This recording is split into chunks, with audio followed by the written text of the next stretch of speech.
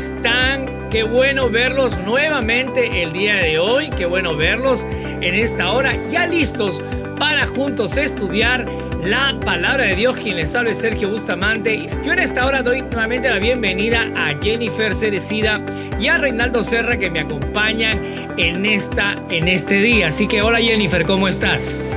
Hola Sergio, Reinaldo, chicos, todos los que nos están viendo. Bueno, ya me siento en casa, así que lista para seguir aprendiendo sobre la palabra de Dios. Ya somos dos, entonces siento además que estamos aquí enseñando y aprendiendo, porque nunca se deja de aprender, y eso es realmente satisfactorio. Buenísimo, y es verdad, pues sobre todo aprendiendo y enseñando desde la Biblia, la palabra de Dios. Bien, ¿recuerdan el tema de hoy? Así es, por supuesto, hoy vamos a conversar sobre el buen trato entre los hermanos.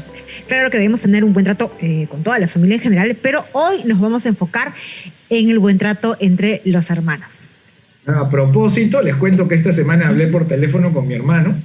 Era su cumpleaños y desde luego no podía dejar de saludarlo. Con él siempre nos hemos llevado muy bien y hemos tenido una linda relación de mejores amigos desde que éramos niños. Mira, qué interesante, qué bueno, porque conozco a muchos hermanos que no se llevan muy bien. Tienen desde pequeñas riñas por un juguete hasta grandes odios y peleas por dinero o herencias. Bueno, ahora leamos el pasaje bíblico que es la base para nuestro diálogo de hoy. Está en Génesis capítulo 4, versículos del 1 al 8. Una vez más, Génesis capítulo 4 del 1 al 8. No se olviden que estamos utilizando la traducción del lenguaje actual para poder entender y poder leer mejor la palabra de Dios. Y ahora creo que me toca leer a mí esta vez la palabra de Dios, ¿ok? Entonces vamos a leerlo. Dice, leamos: el hombre tuvo relaciones sexuales con su mujer Eva, el hombre hablando de Adán. Y ella quedó embarazada y tuvo un hijo. Lo llamó Caín porque dijo: gracias a Dios he tenido un varoncito. Versículo 2. Después volvió a tener otro hijo que se llamó Abel. Caín se dedicó a cultivar la tierra, mientras que Abel fue pastor de ovejas. Versículo 3. Pasó el tiempo y un día Caín le presentó a Dios una ofrenda de los frutos que cultivaba. Por su parte, Abel escogió las primeras crías más gordas de sus ovejas y se las llevó a Dios como una ofrenda. Dios recibió con mucho agrado la ofrenda de Abel. Versículo 5, pero no recibió con el mismo gusto la ofrenda de Caín. Esto le molestó mucho a Caín y en su cara se le veía enojado que estaba. Entonces Dios le preguntó a Caín: ¿por qué estás tan triste y enojado? Si haces lo correcto, siempre te aceptaré con agrado. Pero si haces lo malo, el pecado está listo para atacarte como un león. No te dejes dominar por él. Versículo 8. Un día, Caín invitó a su hermano. Cuando llegaron al campo, Caín golpeó a su hermano y lo mató. ¡Qué terrible, Reinaldo! Sí, tremendo pasaje. Qué interesante también la versión bíblica que has leído, con un lenguaje tan actual y tan sencillo y tan fácil de comprender. Yo quiero proponerles, Sergio y Jennifer, que primero empecemos precisando, identificando los personajes de la lectura, pero además sus ocupaciones, porque esto va a ser clave para entender la historia. A ver, entonces, bueno, aquí se habla de Caín y Abel, que son los primeros hijos de Adán y Eva. Así es. Y claro, también se dice que Caín era agricultor y Abel era un pastor de ovejas. En los primeros versículos 3 y 4 dice que los dos hermanos presentaron ofrendas a Dios. Y también dice que la ofrenda de Caín fue de los frutos que cultivaba y la ofrenda de Abel de las primeras y mejores ovejas de su ganado. ¿Saben? Este tipo de ofrendas me han sorprendido porque yo estaba mucho más familiarizada que cuando se habla de ofrendas, pues se refieran a dinero. No, en realidad ofrenda es cualquier bien o acción que dedicamos a Dios para bien de su obra o de alguna persona. Es más, la Biblia enseña que nosotros mismos debemos ser ofrendas vivas para Dios. Espero que en otra ocasión tengamos la oportunidad también de tratar este tema más a profundidad. Pero claro que sí. Ahora, en el versículo 5 dice que Caín estaba muy, muy molesto y que en su rostro se veía todo su enojo. Pregunto, ¿por qué reaccionó así, Jennifer? Creo que porque a Dios le agradó más la ofrenda de Abel y no la de Caín. Así es, y por eso no tenía por qué enojarse con su hermano.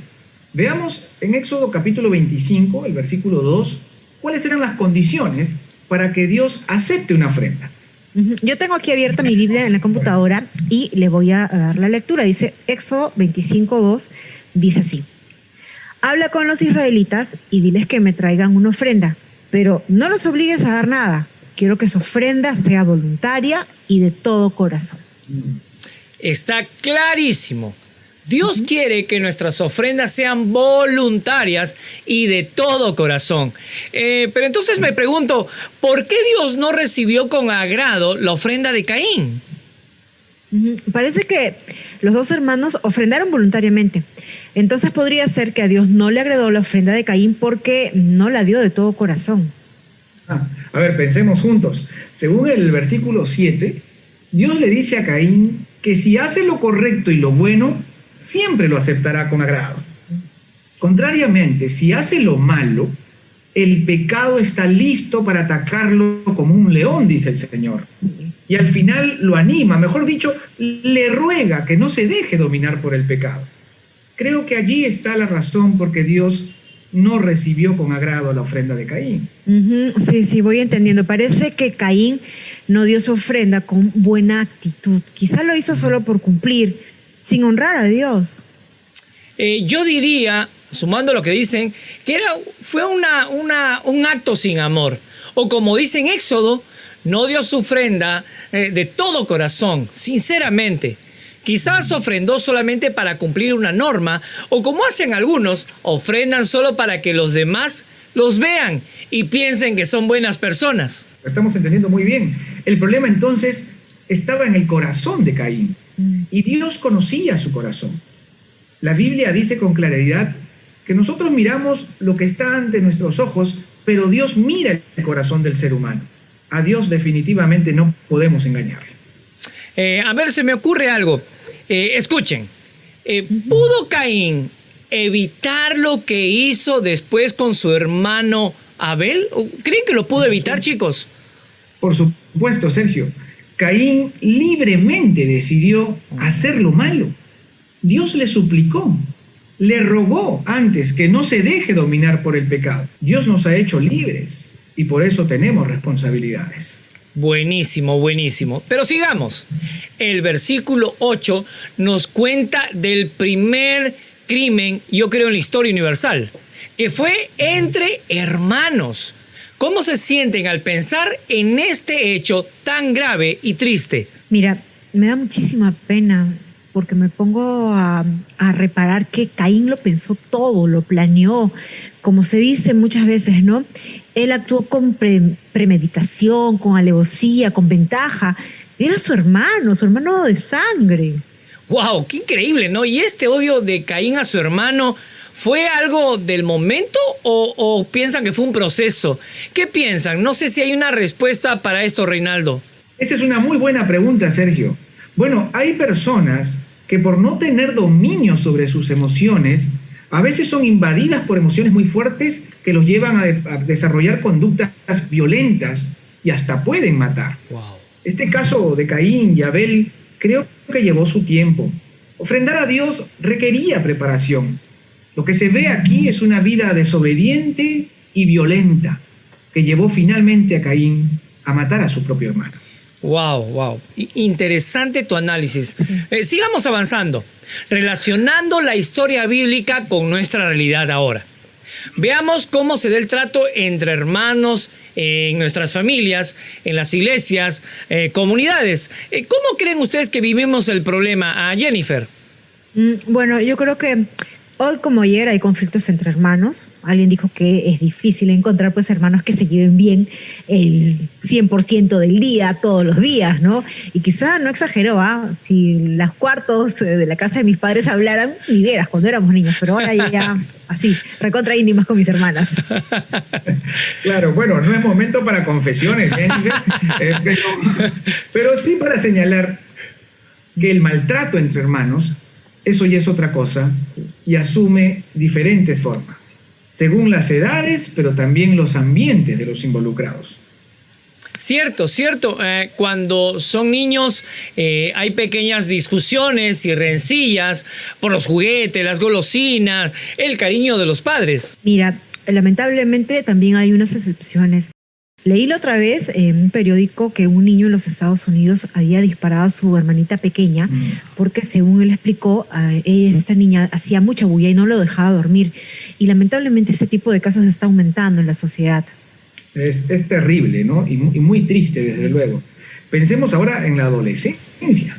Los hermanos discuten y pelean por asuntos de la imagen personal, si están delgados o subidos de peso, si son altos o más bajos, por el acné que tiene uno u otro, por la ropa, incluso hasta por los amigos y los primeros amoríos. Así es. Y cuando ya son jóvenes o adultos, muchos hermanos se maltratan por sus trabajos, por cosas materiales, por dinero, intereses de la herencia que dejan los padres. Y este último tema, la herencia, puede llevarlos aún hasta los tribunales. O algunos hasta se hacen seguidores de Caín. Es tremendo. Y si hablamos de la iglesia, lastimosamente hay que reconocer que no estamos libres de estos problemas, que de hecho afectan también la fe y el testimonio como cristianos. Eso es muy cierto, Reinaldo.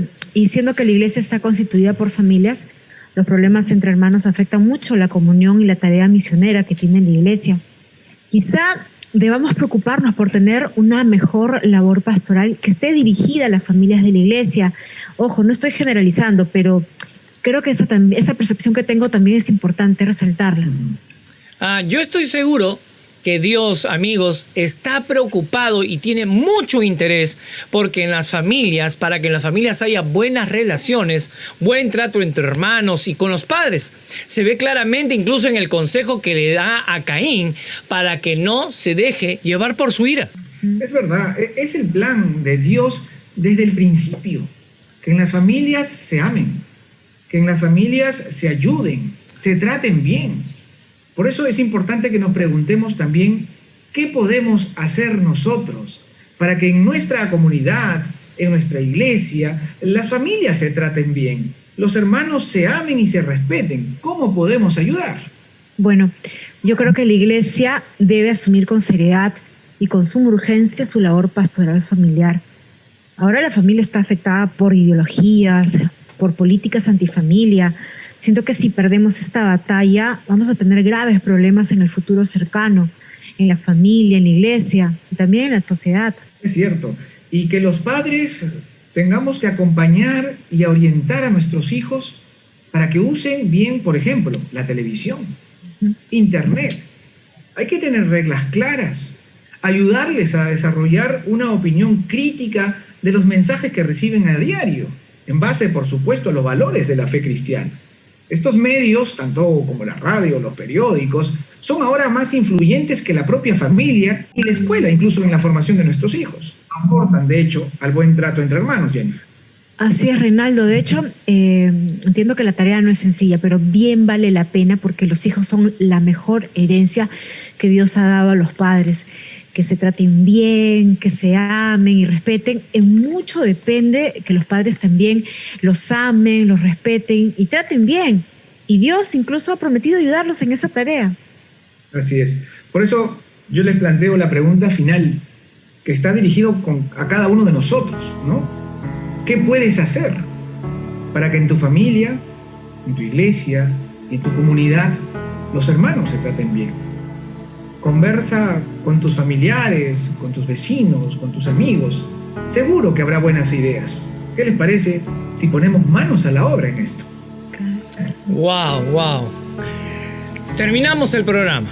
Y de seguro que ha sido de mucho provecho para todos nosotros. Como siempre, oramos al final. Y por favor, Jennifer, guía la oración en este día, esperando volver a reunirnos pronto.